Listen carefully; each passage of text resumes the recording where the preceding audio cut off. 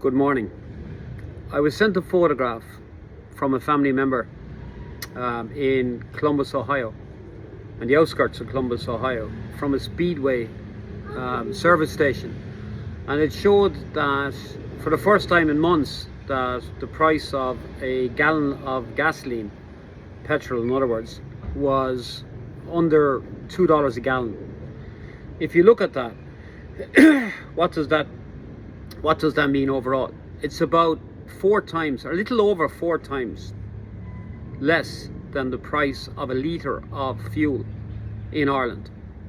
But of course, fuel in Ireland itself they're continuing to push the price of fuel, continue to increase it, so they can push this Green New Deal, this agenda that the European Union actually has.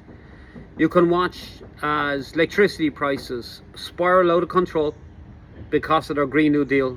Meanwhile, they keep banging themselves on the chest, saying that yesterday's one article in the Irish Mirror yesterday, saying as Ireland moves towards energy independence through offshore wind, which is laughable. The word from the Trump administration is drill, baby, drill. Well, I would put it there to any politician in Ireland. Ireland should be doing the exact same thing. Drilling and bringing our oil ashore from the Porcupine Basin, bringing that oil into the west coast of Ireland, build refineries and ease the financial burden on Irish businesses and the Irish public as a whole. Ireland is sitting on one of the largest reserves of oil in Europe, off the west coast of Ireland, in the Porcupine Basin. Oil that will never be touched with this present government because, of course, they're too corrupt.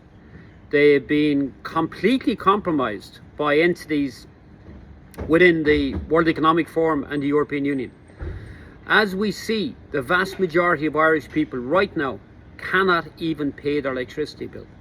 The European Union is the single biggest threat to the Irish people. Look at the rhetoric that's constantly coming from them, and look at their actions. The Irish government, the Fianna Fáil, Fine Gael and others promised the Irish farmers that they would actually go against the Mercosur deal. But of course that didn't happen.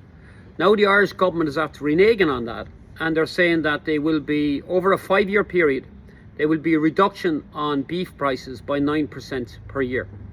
For the likes of the agricultural industry, that means the end of it. A 45% cut over 5 years. Farming is finished. Just like fishing, they killed it off too. They need to eliminate, anywhere they can, they need to eliminate the natural protein industry. By eliminating that and continuing to promote artificial protein, all in the name of climate change. Complete and utter nonsense. But this will only do one thing. It will increase poverty in Ireland. It will make the Irish people a lot poorer than what they are right now. You can see that most Irish people are struggling, are seriously struggling. You see the Irish government, what's their answer to this? They just announced another programme where African citizens can come to Ireland. They'll actually fly them to Ireland to go to university in Ireland. They'll pay for it. They'll pay for their room, board, lodgings and everything else. Meanwhile, Irish kids are finding it a lot harder to actually go to university. I spoke to several Irish families there yesterday. Their kids had to drop out of university because they couldn't afford the tuition bills.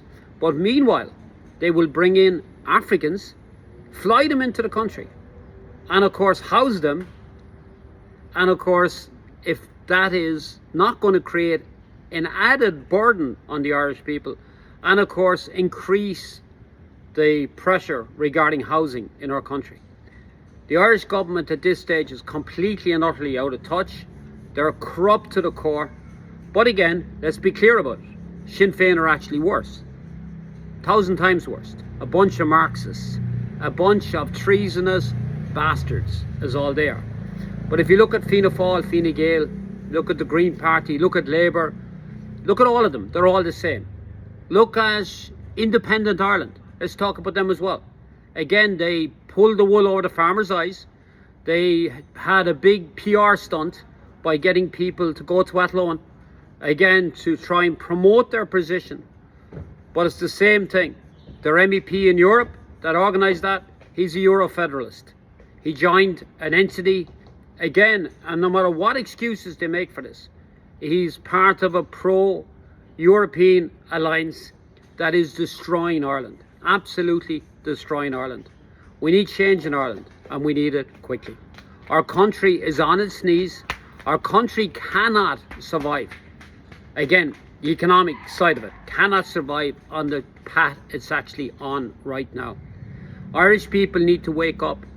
If the Irish people do not strike soon and shut the country down, our country is in serious trouble. It's very clear with the Epstein files, what's been released, that most of our politicians have been compromised. There's no doubt about that. I spoke for the longest time about a Micheál Martin tape. Hopefully it will be released over the St. Patrick's Day celebrations in the United States. Again, I hope it will. I can't say it will, but I hope it will.